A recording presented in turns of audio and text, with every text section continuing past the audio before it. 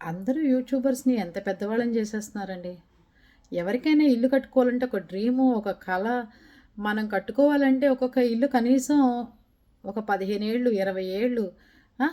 లేతే మన అత్తగారు, మామగారు కొనిచ్చిన ఇల్లు కట్టుకున్న తర్వాత మళ్ళీ మనం ఇల్లు కొనుక్కోవాలంటే మన పిల్లలు పెద్దవాళ్ళు అయ్యే టయానికి కూడా కట్టలేకపోతున్నాం.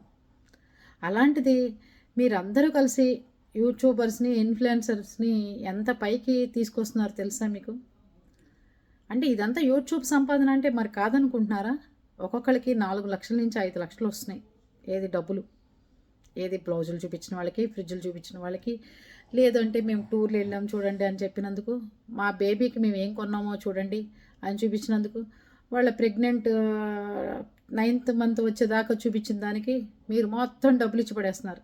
ఆ డబ్బులన్నీ తీసుకుని మనందరం చూస్తున్నాం యూట్యూబర్స్ సంవత్సరానికి ఇల్లు కొనేస్తున్నారు. అందరూ విల్లాలే.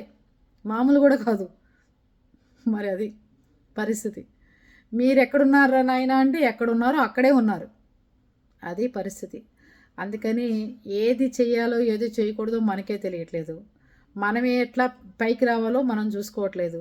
ఎదురువాడిని మాత్రం బాగా పైకి తీసుకొస్తున్నాం. అది. వాళ్ళు చూపించినవన్నీ కొనేసుకుని ఇంట్లో పెట్టి, వాళ్ళు చేయించుకున్న వర్కులన్నీ మనం చేయించేసుకుని, వాళ్ళు కొనుక్కున్న చీరలన్నీ మనం కొనేసుకుని, వాళ్ళ వీడియోలు చూసినందుకు వాళ్ళకి ఒక 10,00,000 వ్యూస్ వచ్చినాయంటే, ఆ చీర ఖరీదు వచ్చేస్తుంది వాళ్ళకి. అది పరిస్థితి. అలా ఉంది. మీరే ఆలోచించండి మరి. అన్ని ఇళ్ళు వాళ్ళు ఎలా కొంటున్నారు? మనం ఎందుకు కొనుక్కోలేకపోతున్నామని.